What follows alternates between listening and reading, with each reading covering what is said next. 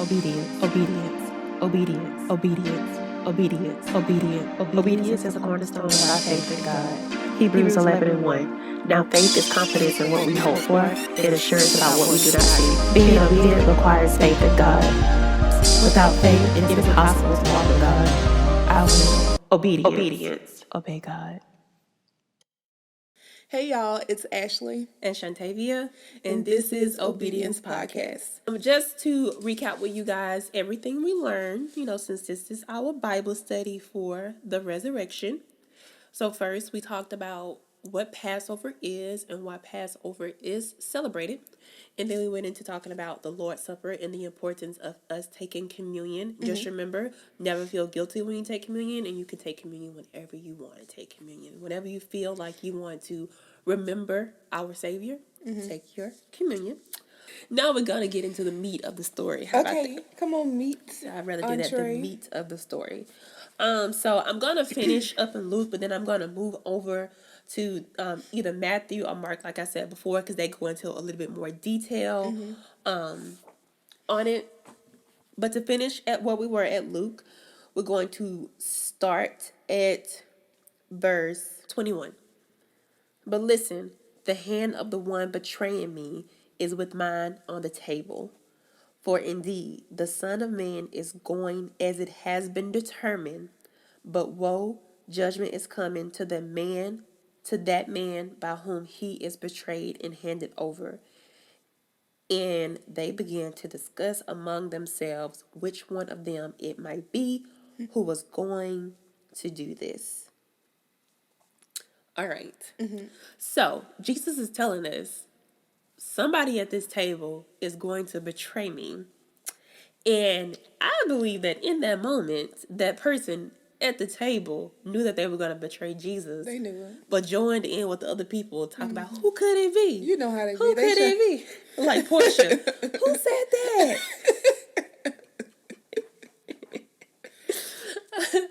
That was Judas. Who said that? So I want to get into Matthew because in Matthew, I believe Judas actually spoke in that version of the Bible. So we're going to go to Matthew 26 at 21. So 21 says, and as they were eating, he said, I assure you and most solemnly say to you that one of you will betray me. Being deeply grieved and extremely distressed, each one of them began to say to him, surely not I, Lord. So Luke didn't go into detail that each one of them just said, surely not me. But here in Matthew, he's giving us an account to where they said, each one of them, surely it's not me. Each one. Jesus answered, he who has dipped his hand in the bowl with me will betray me. The Son of Man is to go to the cross, just as it is written in Scripture of him. But woe, judgment is coming to that man by whom the Son of Man is betrayed. It would have been good for that man if he had never been born. And Judas, the betrayer, said, surely it is not I, Rabbi. Jesus said to him, you have said it yourself. Can you imagine being Jesus and knowing that he is the one who's going to betray you? And the only thing that he said is, you have said it yourself. He didn't call him out. I know me, I would have called him out. I would have said, it's you. You the one. Crucified. I'm just But he just let him lie straight in his face. It is not our Rabbi. And no, he want to it's act not crazy. No, he done sold them for $30.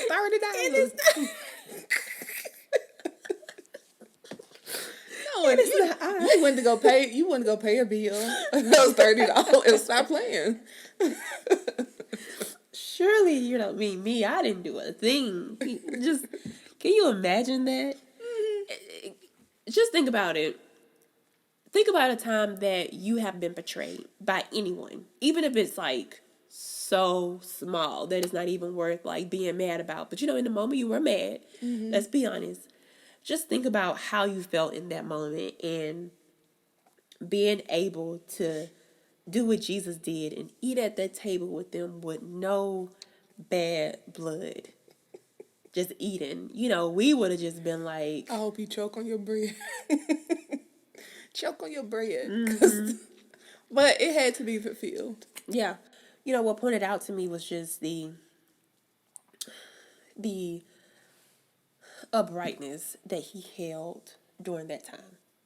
So, it made me want to discuss the concept of betrayal and how we handle betrayal and how we should handle betrayal more like Jesus handled betrayal instead of being like Judas saying, "Who said that?"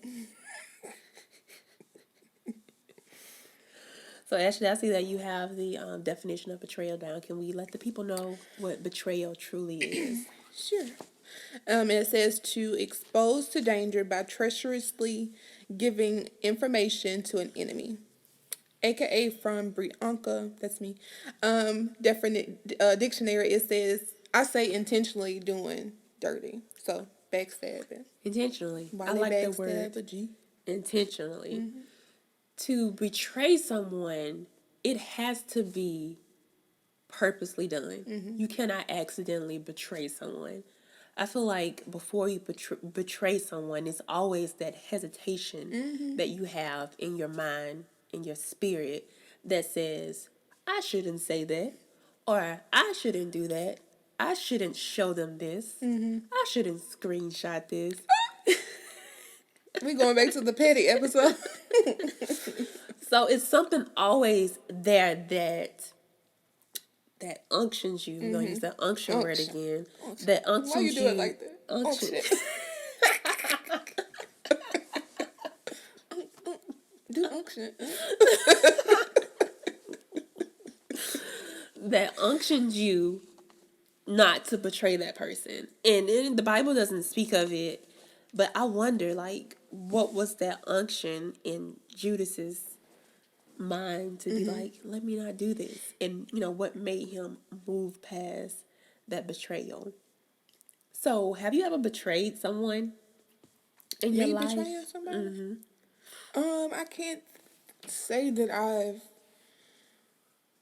backstabbed anyone. I say backstab. That's the senile version. I can't say that I've betrayed somebody, like intentionally did somebody dirty. I can't say that I've never thought of it. But no, I never did that.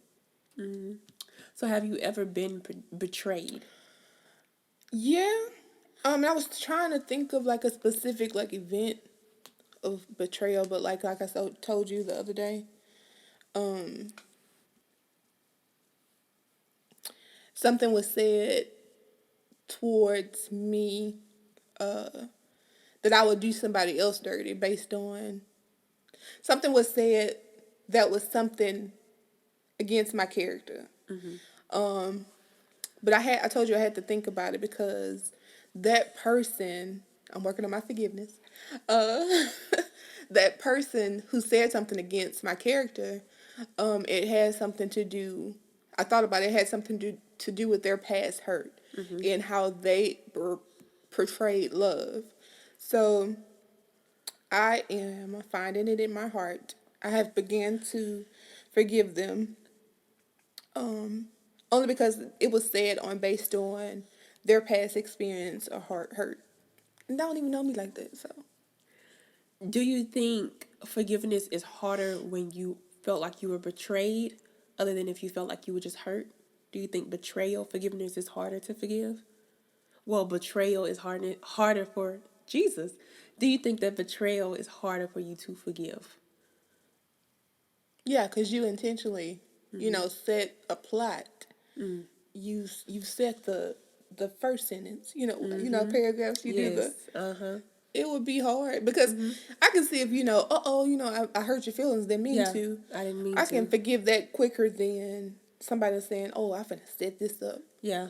Yeah, I can see how betrayal would be harder to forgive than any other type of forgiveness, just because of that one word, intentional. Yeah. Most of the time you do get hurt, it's not intentional. People will do it and won't think that it'll hurt you. But betrayal is definitely something that's very intentional from that person. I mean, so I've been betrayed a couple of times too. From the betrayal that has happened to me, it has kind of shaped how I am in different sections of my life. For instance, so you have your betrayal that happened in a relationship. So now you kind of have an issue with trust from that type of betrayal. Or you have a betrayal from the way that you grew up. And so now you may have a little communication issues based off of the betrayal of someone else. So like one example that I can give you guys just to be a little bit open is I know like when I was younger, my dad would be like he was gonna come pick me up, and I'll be like in the kitchen because you in my kitchen you can kind of see the street, so I'll be like right there just waiting, and so then like he would never show up, and so as I have grown up, I have an issue when people say that they're gonna do something for me and then they don't do it, and so it may be something very small to them, but I make it a bigger issue because I'm harboring on what happened when I was younger based off that betrayal. So you want to make sure you don't purposely betray people because of things like that that can lead to, further issues. And of course, you do have to, work those issues out yourself, not yourself, but, get help for those areas and pray on those areas. But, it helps if people don't like intentionally do stuff like that. Right. That So always stop helps. intentionally doing stuff. So yeah, I mean, I feel like maybe everybody has been betrayed, one time in their life. I have not been betrayed like Jesus, thank God. Oh no. I pray I'm never betrayed like that.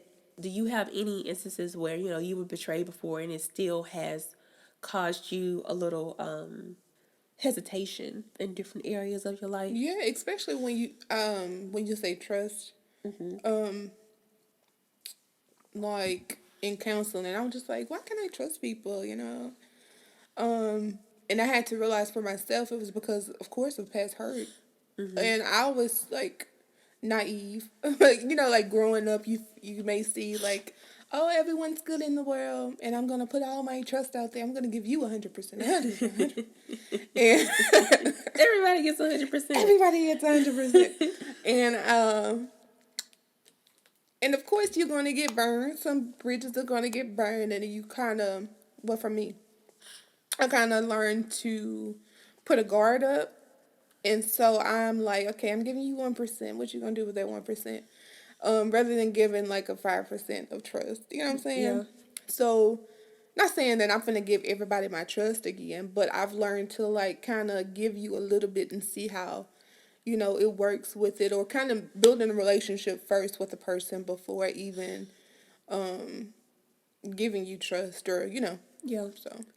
That's good that you say like building a relationship, because I know I'm all in at first, like in any kind of relationship, friendship, relationship, it doesn't matter. It's just kind of like, hey, I trust you completely. Here's everything. And then I realized, oh, maybe I should have trusted them with everything. It's to be like too late to be like pulling back. I don't think it's a bad thing like to hold back a little bit until you learn how to trust people. So I feel like I should try to implement that into my life. But it is hard sometimes. Yeah. I know Work one out. thing that I did as a result of of me being betrayed is I would not expect so much from people, and so then the result of me not expecting much from people, then they were allowed not to give me much. I don't know if that makes sense. I get you. Okay. And so that kind of, this probably gonna sound horrible, but this is the only way I can explain it. It kind of decreased my value because I wasn't requiring people to value me as much as I should have been valued because I didn't expect much from them anyway. That's all I have That to makes say. sense. That makes sense. Have you ever felt like you betrayed God? Yeah, I can say that in times of disobedience, I can say that I thought that my way was better. Foolish, I know. Sounds horrible, right? I still did it. You do too. But yeah, I definitely have been disobedient and thought that my way was better. Um, or like taking what he said and twisted it around. Like, okay, I see your path, but I'm going to go this way. I think that it's better.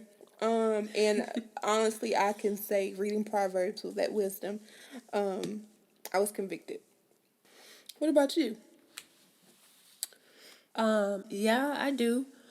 Um, I know with me, I mean, that's why I asked you that question. It's kind of like when I feel like I betrayed God, I was kind of like a, like a puppy that know that they did wrong. Kind of like, yeah, that's how I feel. And it's kind of like, I have to just continually tell myself, you're not rewarded for the good things that you do. I hope that doesn't You're sound supposed to bad. do it. Yeah, you're not rewarded for that. So don't feel bad that you did that. He is a merciful and gracious God.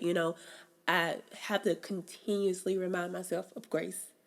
Grace and mercy, grace and mercy, grace and mercy. Just like on repeat until I feel like I'm back into that right standing, right relationship with God, because it's not him making me feel that guilt for the betrayal. It's all me. It's all in my head. And if I can just talk myself out of feeling that way, then I feel like I'll be okay. But it takes me a minute because I just grace and mercy to just to believe it, within my head and get out of my head. A lot of the time is me in my head about situations like that. So yeah, some people can, you know, feel like they betray God and they just be fine and go about their day. I just be feeling so guilty. I'd be like that puppy. Yeah, Pet me, pet me. look my ears down. Yeah. I'm just like, I need to be rocked. yeah, cradle in the fetal position. Yeah. So yeah. So I mean that's why I try my best not to like do anything as far as betrayal like that, just because I know how it affects me, how long it takes for me to get out of it. So judgment, we'll talk about that more in the second episode as far as sins. But if you ever do feel like you have betrayed God, just remember that He doesn't reward you for your good. He rewards you because of His grace and His mercy. So yeah. So with that being said, I think it's good for us to go into our song of the week. Yes. So our song for the week is So in Love by Maverick City Music featuring Chandler Moore. Chandler Moore. He came to our church. Yes, and that's how I got introduced to this wonderful song.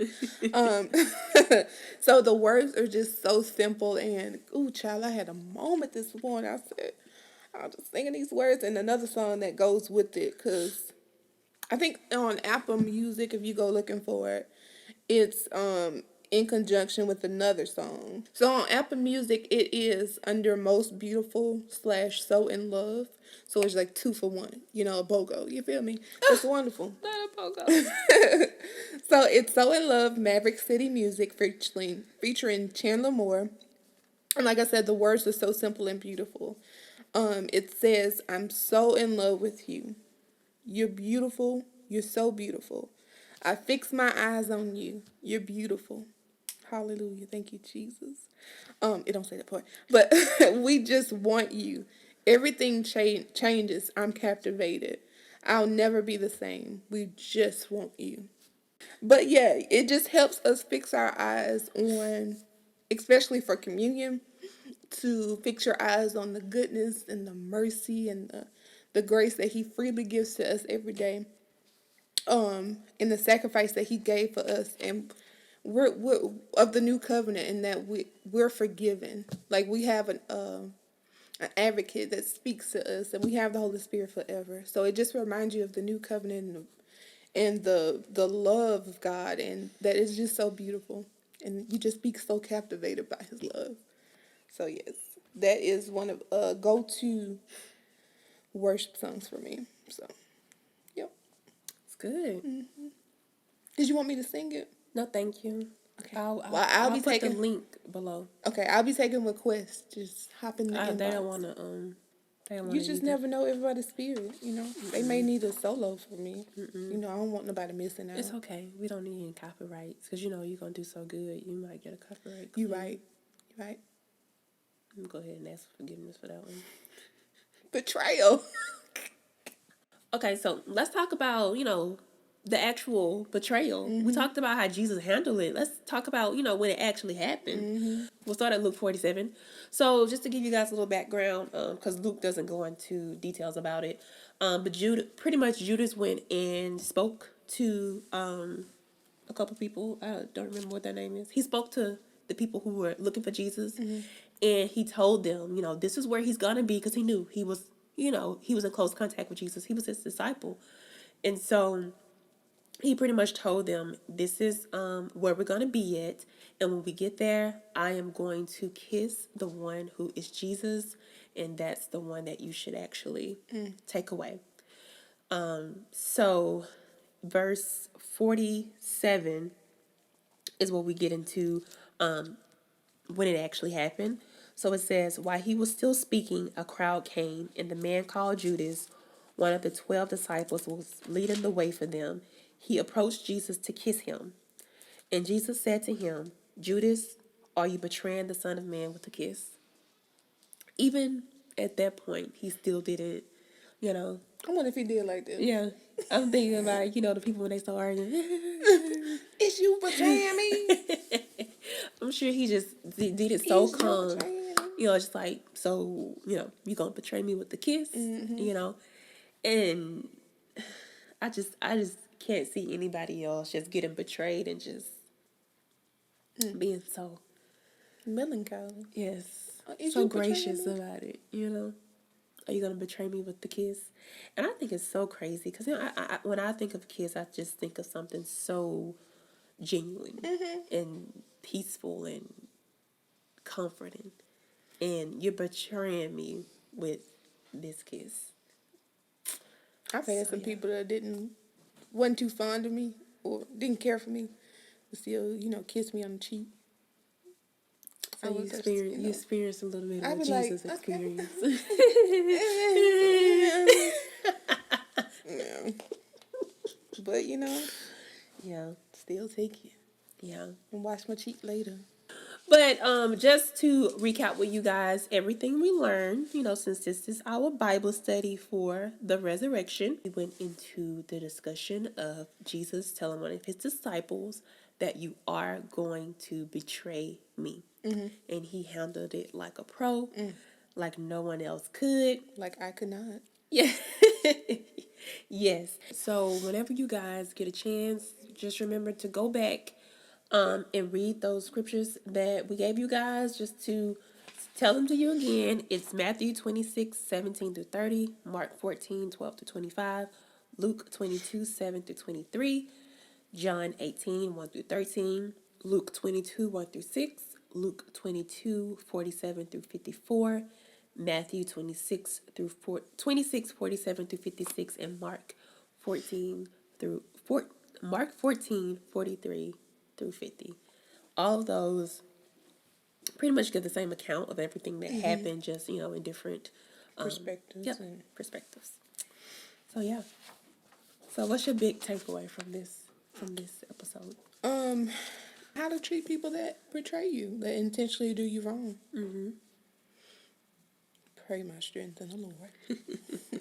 I've gotten better, though. From the forgiveness episode, I can definitely say that I've been convicted.